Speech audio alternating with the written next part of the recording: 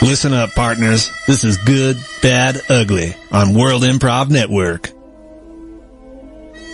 Good evening, everyone. I am Alex. I'm Chris. And I'm Jim. And we are your astute wind counselors to get you through the week or any daily grind issues that you might be currently experiencing. So let's get right to it. We got Haley, our first winner from Castle Rock, Colorado. She writes, Dear Win, what can I do to keep my kids from sneaking out of the house late at night? Jimbo, what do you know about that? I don't know much. You never had to sneak out? No, I never did that. Because my parents raised me right. No. So I would say, Haley, maybe you should, just instill in your kids a greater sense of responsibility and willingness to obey. I never wanted to rebel because I always knew it was wrong. Yeah. And I figured I'd go to hell if I did. Well, you're the most straight and narrow guy I've ever met, Jim. So, I mean, that's good advice. What do you think, Chris? I don't know. Haley, I think the reason that your kids are sneaking out is because you're too hard on them. They didn't have rules exactly the opposite, restricting them to, make them feel like they had to betray your trust. Maybe lighten it up. Maybe have some trust in your kids, Haley. I think, Haley, I mean, that's a good point. It could go either way. And I don't know what kind of parent you are, but you probably fall on one of those sides of the spectrum. I would recommend to bulldoze your house. And if you bulldoze your house, there's nothing they can sneak out of, and just have them sleep on some Coors Light boxes, kind of like that guy down out in front of the Civic Center Park there in Denver, He was on the show last week. Robert. Robert, yeah. And if you bulldoze their house, go homeless, then they have nothing to sneak away from. I think that's the answer for it. And with any luck, they will learn that they mean no disrespect. Oh, you sound just like that guy. That's impressive. That is impressive, Jim. I really enjoyed that segment of the show. That was fun. Okay, our next winner is Graham from Denver, Colorado. He writes, Dear Win, during Pride Fest last week in Denver, many of our same-sex customers were ordering 14-inch deep dish pizzas. Do you think this is a coincidence or... what do you think about that over there, Chris, since you're starring on the show today? Well, why don't you take the first whack at this one? Well, Graham, I'm not sure where the advice comes in, but I think that's just, what they were going with, right? They're excited, so they were just shooting for the moon. They wanted something big, unrealistic, before all of their, realities came to a very startling, realization. So they were probably satiated before all 14 inches were complete by that point in time, right? Oh, absolutely. Yeah. What do you think, Jimbo? Frankly, I'm appalled that this place actually serves a pizza that is 14 inches deep. Right. That can't be healthy for anyone. All that cheese, all that sauce, that's a ridiculous amount of carbs.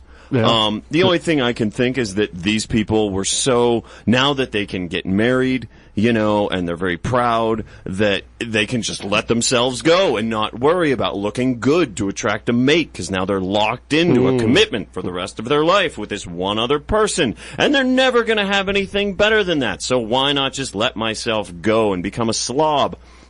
And, it's basically that their dreams have been crushed and they've given up on life. And I think it's horrible, and I think this restaurant should shut down. So you're saying that they're gluttonously eating away their dream, each slice of pizza at a time. Yeah. Just guzzling it down, eating away their dreams, just getting really fat and gluttonous. Oh, yeah, okay. I think they've given up.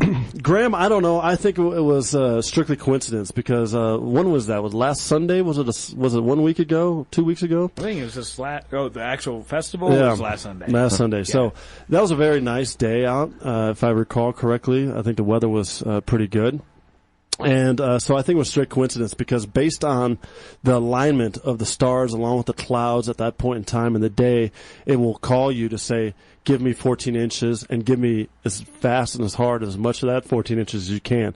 So they were just going to the restaurant right then before it ran out.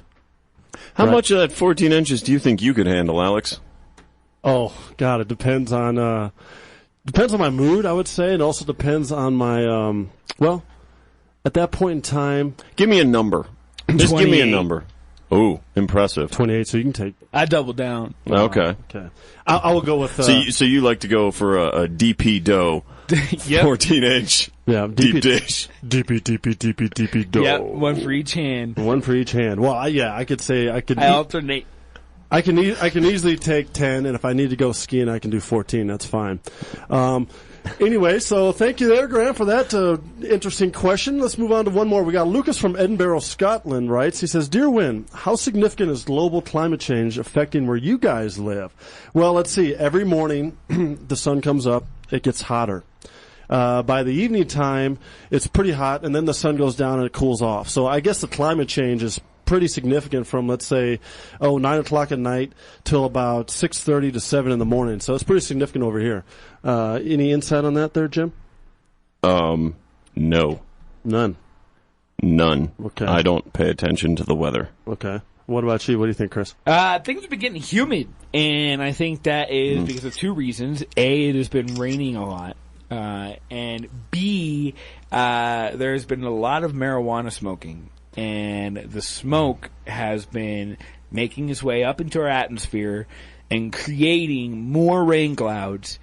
So, if that answers your question. So you're saying that marijuana smoke is like cloud seeding, which is causing more rain, therefore increasing the humidity, and therefore directly affecting the climate change? Or you think that it's human-induced, not from any other thing else but the marijuana smoking? I liked your fancy science exclamation. Oh. Let's go with that Fancy science, man! one. Fancy science. Here we are, Mr. Fancy Science Guy. Nice monocle, Alex. Well, it's strictly fashion at this point in time, okay? I gave up on my desire to be a microbiologist or... Fancy science, man! Fancy science. That's Alex. The fancy science guy. Well, all right, Lucas, I hope that gave you a little bit of insight on how the weather is here in Denver, Colorado, and how it's changed over a period of, let's say, the last 3 or 4 years since we've legalized marijuana. Well, all right. Anyway, well, thank you all for tuning in. We have one more little piece of inspiration, get you through the rest of the week, known as Horoscope Corner. Love, fortune, status. Let us do your astrological chart. Horoscope Corner on World Improv Network. Hey there, Gemini. The stars are saying that this week 2 horrible things are going to happen to you because you've got 2 personalities. Well, the only way to get around that is if you go to the World Improv Network on YouTube, subscribe to the channel, like some of those videos, or check out the World Improv Network Facebook page and like it. You can also go to check out the World Improv Network on iTunes, subscribe to the podcast, download the podcast, listen to the podcast, leave some ratings, leave some stars. We would love that. And also, you could follow the World Improv Network on Twitter at World Improv Net. And you know what? If you do those things, maybe horrible things won't happen to you.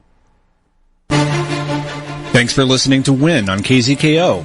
Don't forget to interact with the cast by sending your suggestions for each segment throughout the week by hitting them up on Facebook at World Improv Network, Twitter at World Improv Net, or the Win KZKO blog. See you next week.